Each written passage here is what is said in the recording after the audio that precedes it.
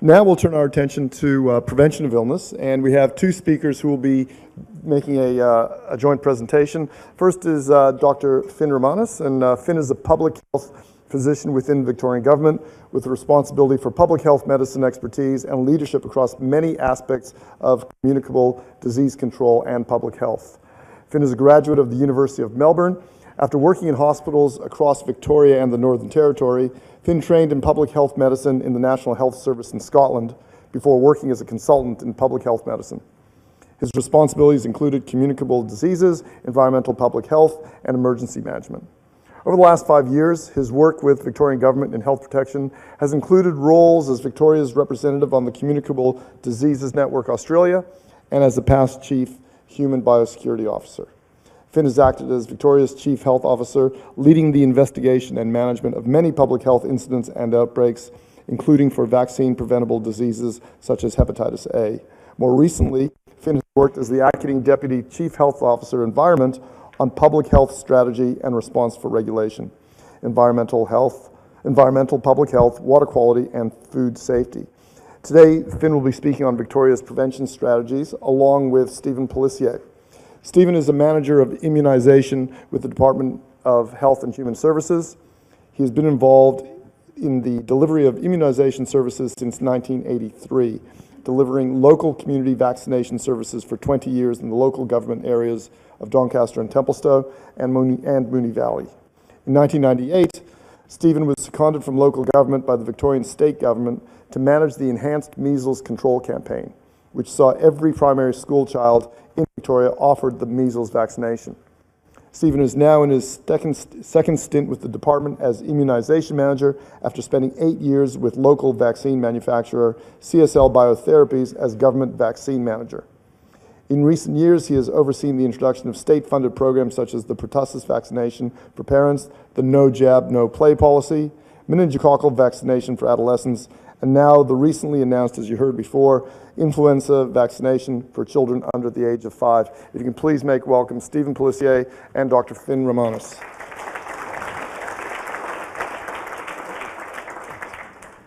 There may not be time for the presentation now. A shorter bio next time. So let's see, thank you very much. Look, it's a diverse audience, and we're conscious that it would be difficult to meet everyone's needs, but we thought we would just give you a little more granularity, a little more detail on particularly epidemiology and what really happened last year, and also around vaccination, and highlight a couple of key things coming up. In response to this comment, there's some work going on in terms of providing services with a flu snapshot, and that'll come up in one of the slides. And I will just call out, in case I don't emphasise it enough, that there's I think a seminar next week around the aged care, residential and aged care facilities and flu as well, which is really going to go into a lot of detail about what we can do in that space. So pressing on, so we'll cover a range of things. We'll sort of slightly offset Margaret's not so many slides with a few more, but I'll click fast and furiously through them. If anyone wants me to slow down, please say so.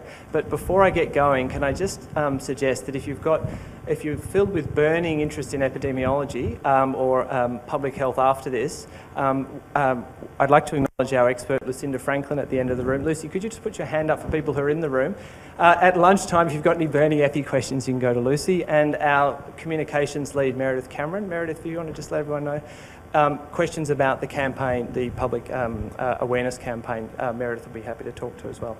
So just to push on a slightly, I've got a couple of things to talk to here. All right, so let's give you a fast and furious little window back on last year and give you a sense of what goes on behind the scenes. We are not interested in trying to get you to memorise all the things we put in front of you. It's really to give you some confidence that there are a range of systems going on and going on in the background to try and measure the burden of flu and to understand various aspects of it. Because actually, influenza-like illness is a very varied condition. It's caused by a number of viruses. They're not all flu. They mostly are, but they're not all flu. There are even epidemics within epidemics in a winter flu epidemic. And there are a lot of different ways to get a lens on the problem. And we certainly do need to. So we've heard that about the extent of the global threat posed by influenza and the seriousness of it. And there are some top-line comments there about the overall burden of or the seriousness of the activity. I think we've heard about transmissibility. It's a potentially predictable problem, but it is very heterogeneous. That's what I mean by its timing changes, its severity changes, the populations that are affected changes, the virus profile changes, its match for the vaccine changes, and we'll talk about that. So these systems are going on to understand three key things: the size, severity, and spread, and then some other factors as well. So throughout this talk and in other talks, you'll keep hearing about people at high risk of complications for flu. It's a good slide to go away and learn or memorise. And if you want to get to the truth, the Australian Immunisation Handbook is a great place to read if you need some more detail about who's really at risk. Because a lot of our thinking about high risk for flu, it comes back to, well, who are we going to really try and vaccinate? So that's a good source to go to for the true list, so to speak, of who's at risk. Let's talk about surveillance briefly. So surveillance for flu or seasonal influenza surveillance has a number of driving pieces of work behind it. It has a legally based notification system many of you are familiar with, so mandatory notification from laboratories. In the middle of the year, mandatory notification by medical practitioners will come off. So it will fall back to being a mandatory lab notification system. But we do, of course, still encourage notification from practitioners to talk about issues around flu if they wish to. So we certainly know that there's this phenomenon going on behind the years of flu, which is that testing is becoming more common. And that has partly driven this increase last year. So there is more ascertainment, but we don't get to the bottom of all flu. So, not everyone goes to the doctor. When people go to the doctor, not everyone's tested, and not all influenza-like illness turns out to be flu. So when you look at the national scene, these are the stated objectives of national influenza surveillance. They include detecting outbreaks, triggering interventions, identifying risk groups that are impacted. And there's also work that goes on to match the vaccine with the virus. Now, this is a schematic, which is very complex, but it's a schematic of the national influenza surveillance system, and I'll just explain a little bit about it. There are lots of different systems in lots of different states, but they all come together into one form. And again, to George's point about where can we get summative information about what on earth is going on, the answer is that there is a national Australian influenza surveillance report that's accessible by anyone, but further on I'll talk about Victorian state government tailored materials we're working up and we'll be providing. Back to this slide. So the overall is that you see above the line at the top there's some national work, below the line there's state work. Each one of those boxes is a sentinel surveillance system or a surveillance system that provides a window on the problem that is flu. One of the key boxes is a disguised little blue box called the Victorian DHHS box there, and that's the notifications system. So that's all the notifications. That's a real gold standard system. And all the other boxes are other kinds of surveillance that give us a window. Some of those are about GPs in VIC-SPIN, so there are GPs out there who are reporting in the proportion of their patients with influenza-like illness and testing a sample of those to see what viruses are circulating. So let's get into some more of that quickly. This is another way of presenting it, but it's, again, too much detail. Just meant to show you that each state has a slightly different spin on the systems that are in place and are being used. And I've already highlighted to you that there's a place you can go to get the Australian Influenza Surveillance Report at that web address. And I'm pretty sure the slides will be shared and made available as well if people don't need to write everything down. Okay, so let's look a little bit more detail about what's underpinning the data that we'll be providing you and why we know what we do know or don't know what we don't know about flu and winter illness. So these are some of the key components of the Victorian influenza surveillance system. There's the notification system at the top. There's VIDRL is the Victorian Infectious Disease Reference Laboratory, so the specialist laboratory that tests and characterises flu strains. And VIC-SPIN is a box in the middle, which is the GP Sentinel surveillance system we'll talk about in a little more detail now. So if we have a look at this slide, let's go to this slide, yep. So this is a slide which shows you the Victorian Sentinel Practice Influenza Network, or VIC-SPIN data, for up until and including last year. So I'm going to pause on this slide for a minute because I want you to appreciate that even from this one system of these roughly 90 or so GPs that report influenza illness, we get a lot of data that underpins what we know about flu. Some of the things that this good work done by these GPs gives us is one of the best proxies for the amount of influenza activity there is in the community at any given week and time. It allows us to estimate the timing of the peak and the proportion of people who have influenza-like illness presenting to health services that are actually flu, as opposed to other viruses or other causes. It enables us to estimate, it's part of the system that enables us to estimate the match of the vaccine with the circulating strains of flu. It enables us to do 3 vaccine effectiveness estimates over the course of the season. It enables us to get more data on the spread across the geography of Victoria, and the age and epidemiology of who's affected, and to estimate the severity of flu. So obviously the more people with no risk factors presenting with flu, the severer the season, the more that people with influenza-like illness who have flu have risk factors for complications of flu, the more that's the group of people presenting, the less severe the season, based with other caveats. So this is a busy slide intended to make one point only, which is that these are all the viruses that your patients with influenza-like illness actually have. Now, a good proportion of them have flu A or flu B, but there are a lot of other causes. So testing remains an important component of understanding what's causing influenza-like illness. So it's a diverse set of conditions. Let's delve for a moment, and forgive me, Lucy, but I'll whip through these slides. We're just going to do a run quickly of the notifications. So the lab and clinical notifications of flu to the department. Let's just do a quick comparison, quick slide click here. So this shows you that we had a very large increase in 2017 compared to previous years.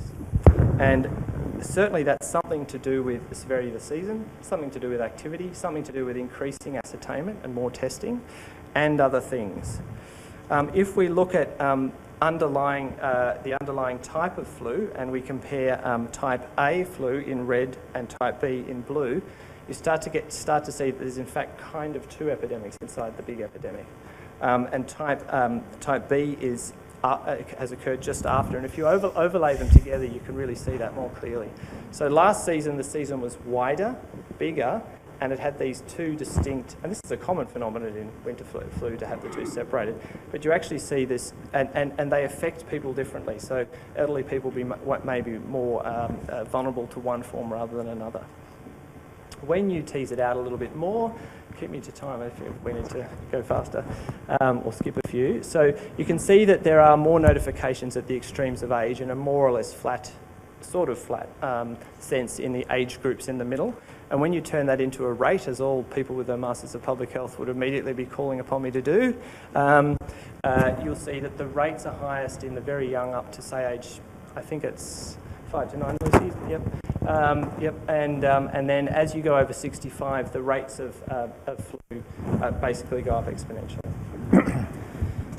All right, so when you ping it all together, this is the slide you saw earlier, you start to see over the years that gradual increase year on year, more or less, for the overall activity of flu over the years, and particularly into 2017. And those with the most eagle of eyes might be able to detect a very thin black line there tracking the top of those peaks. That's the number of outbreaks in residential aged care facilities. So the community is just one community. The outbreaks in residential aged care facilities mirror exactly the activity in the community. So, so it's all one community mixing, and so it should be, and so it always shall be.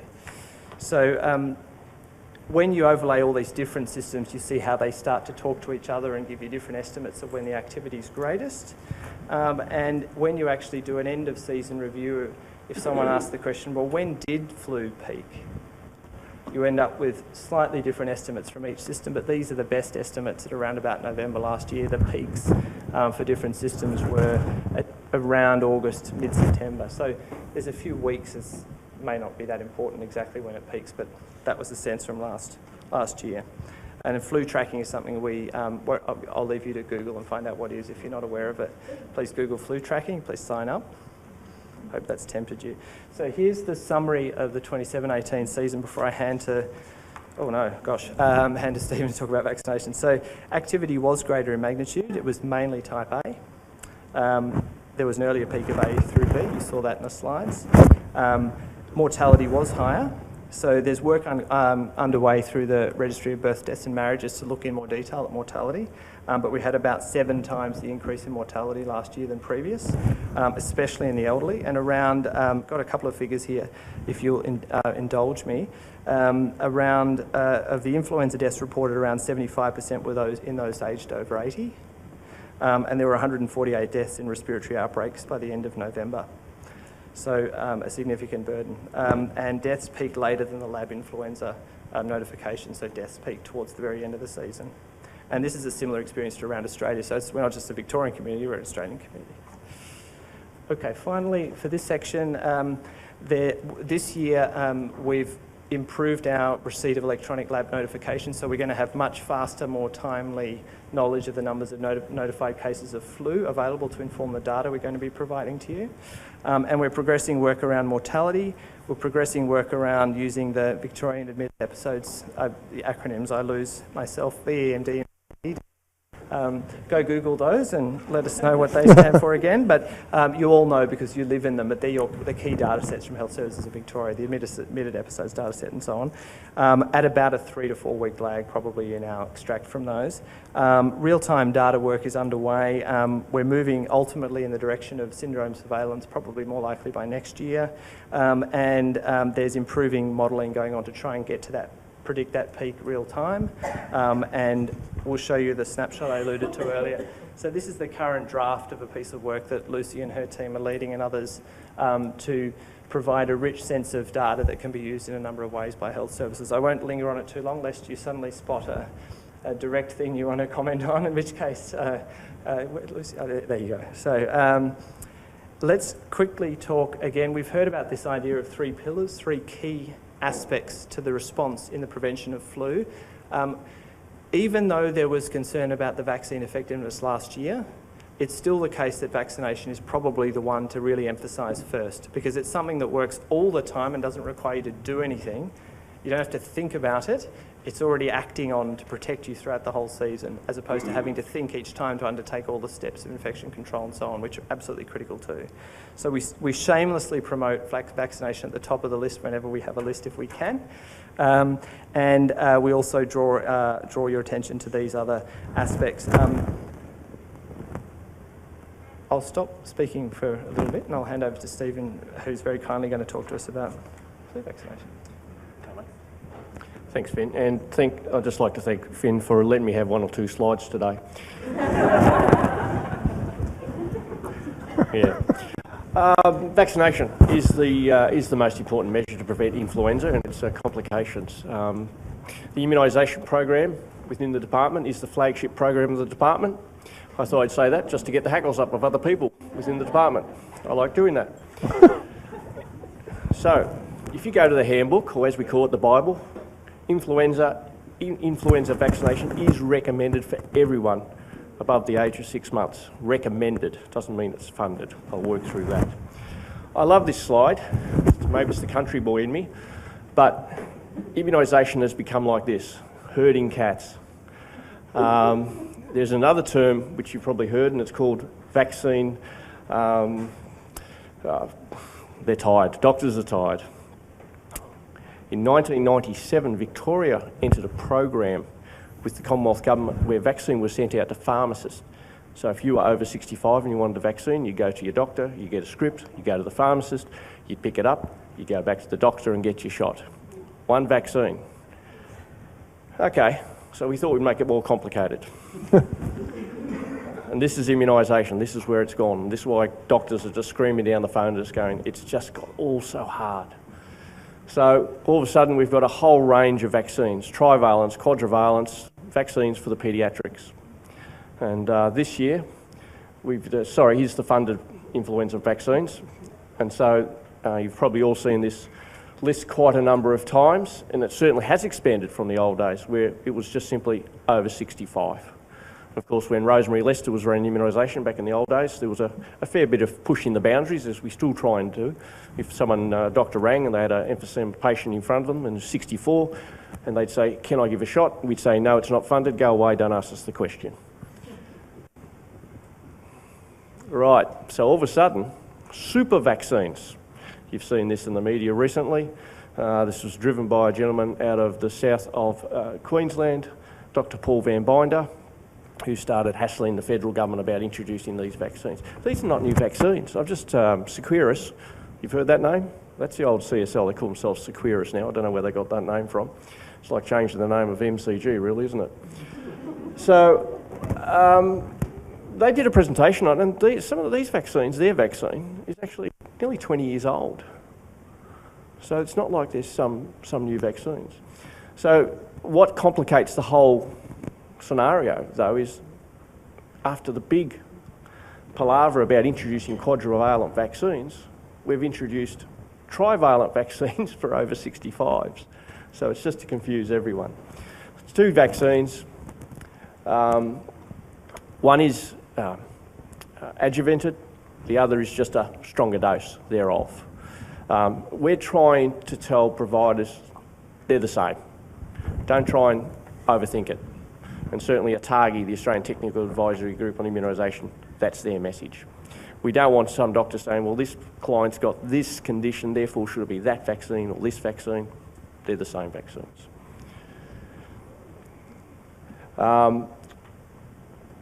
It is about providing stronger protection.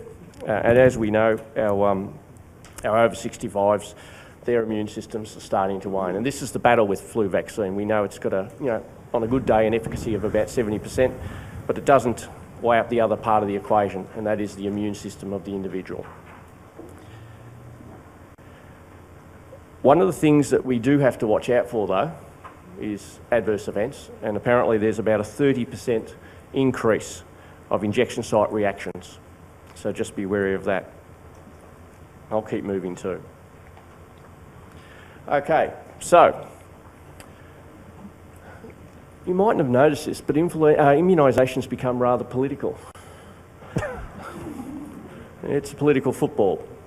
So, and as you may have known, Greg Hunt 2 weekends ago discovered that, oh, this can win votes. And he made an announcement about being the first country being cervical cancer free. So we've been lobbying very strongly, the states and territories have been lobbying the federal government to introduce an under 5 program for influenza, and they won't budge. So, typical of many programs over the last 2 years, we have followed West Australia, who've had this program for probably near on 10, 11 years. Queensland made the announcement late last year, and then New South Wales, and we've followed suit. So we will be offering the vaccine for children under 5 years of age. And again, let's talk about complications. That's not one vaccine. For children under 3, it's a paediatric vaccine. For children 3 and over, it's back to the quadrivalent. So timing of vaccination.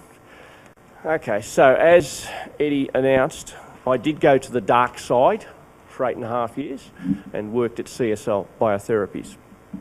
That's not my terminology, dark side. That's people at the department told me that. How can you do that? There's a race. There's a race. And it starts with young salespeople who get a nice little bonus mid-year. And it's called pre-season sales. And so the pharmaceutical companies get out there very early and they try and sell to their wholesalers and pharmaceutical wholesalers, GP wholesalers, as early as possible. And then there's a race. Those wholesalers want to beat their competition to get into pharmacies, to get into GP world. And then there's a race by the GPs and the pharmacies to sell it to the public. So for how many weeks now have we been seeing ads on telly? Go to Chemist Warehouse, get your flu shot. That places an enormous amount of pressure on our funding program. They're knocking the door down saying, where's our vaccine? Where's our vaccine? Where's our vaccine? One doctor rang and said, you're lying. We know you got the vaccine. I'm going to get every client of mine to ring you and have a go at you. Yeah. So I said to the distribution centre, well, when those clients ring, just simply say, yeah, we have given it to that doctor, but he only gives it to special patients. I come from a large Catholic family. I went to boarding school. I'm deeply scarred. I apologise. So timing is it's this pressure, you know, and so now we're lucky the Chief Medical Officer and the RACGP have come out and said, slow down, slow down. You know, we know this vaccine starts to wane after 3, 4 months. We're just slow down. Just let's push it further into April. And from Finn's figures up there and Lucy's figures, we see this disease is going later and later in the year. But yeah, it's how we control the private side, the commercial side is, yeah, good luck with that. So I've just talked about that, yeah. So the strains, the 2018 strains, the first and the third one are the same as last year. The fourth one is actually the same as last year, but it's not in the TIV. It's not in the over 65. The second one, which is our troublesome one, is a new strain into the vaccine. We are really trying to drive the message home about our vulnerable groups, our Aboriginals especially, and pregnant women. Now, one of Lucy's colleagues, Stacey, has done some work around our pertussis in pregnant women, and believe it or not, we're nearly up to, at this point in time, 80% uptake of that vaccine, which is fantastic in pregnancy, third trimester. That is sensational for something that's only introduced a couple of years ago. But our flu vaccination, they just see it differently, and that's sitting down around 35, 40%. So we have to do a lot of work in that area. We have to I talk about normalising vaccination in pregnancy, and that's something we really need to do. We're working hard with our clinics, etc. Okay, so you can touch on that. And there's lots you can look at when you get a copy of this handout. Our hospital influenza vaccination program, we're very proud to say that last year we had an average, this is a state average, of 80%. So there's obviously those who are well over 80%. There's some who are well below 80%. Contraindications, there's a lot of myths around influenza vaccination contraindications. But really it's only those two. And of course you've probably heard this one a fair bit, the old egg allergy. You can have a flu shot, just make sure it's under medical supervision, taking your time, no need to rush off after the shot, etc. But you can have a flu shot. Now, the flu shot's also a great reason to have a sickie the next day. Heard that a million times. You can't get sick, again, it's the old myth. Can I get sick? It's inactivated vaccine. And you can have a look at that. There's obviously the expected side effects, sore arm, etc. But it's a pretty mundane vaccine. So there's lots to catch up on there. Just while I mentioned it, we're talking about, and it's when you are talking to your older cohorts and dealing with your older clients, you know, we're still pushing the shingles vaccine very hard for our 70 and over. Why 70 and over? Unfortunately, our system is built around cost effectiveness, the cost of the vaccine versus impact on the disease. It would have been great to have this for 50 and over, but it's 70 and over. And of course, don't forget your pneumococcal vaccination. The Bible. Always go back to your handbook. And the great thing about the handbook, actually, it's funny because we get a lot of doctors who don't pick the handbook up. They think it's some really heavy scientific type science booklet. No, it's actually very down to earth. It gives you the answers. All the answers are there. And there's contact details if you want to talk to us and ask any questions. So I'll hand you back to Finn.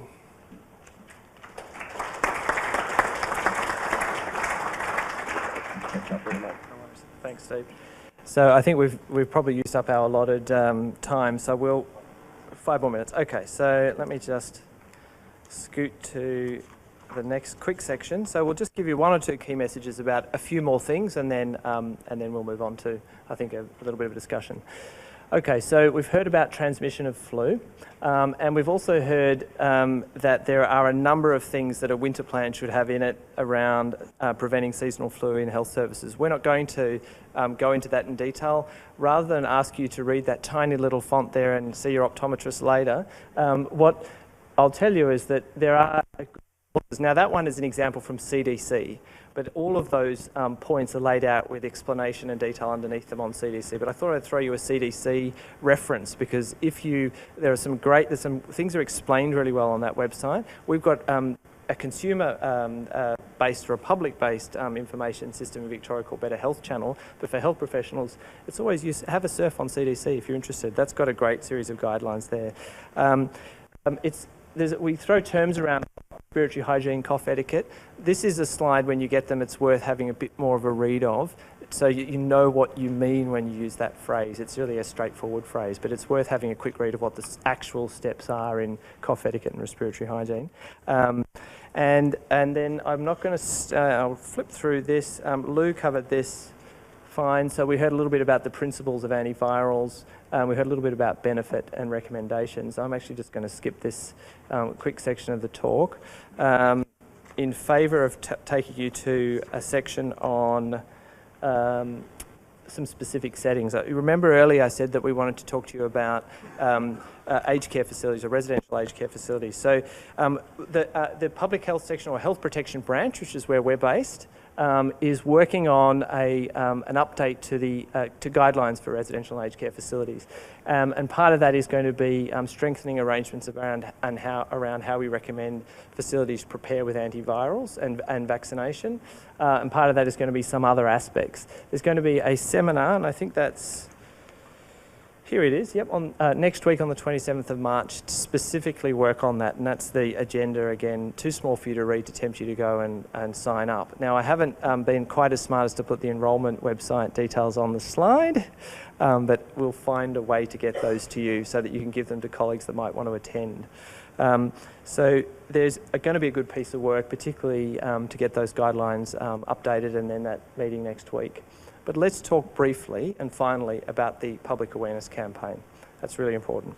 So in this, I'll just take you through. So a lot of work is being done right now, and information, a TV commercial, vignettes and so on, we'll come to in a second, are being finalised, and not everything's yet approved, so we haven't got all the visuals to show you right now, but we're very close.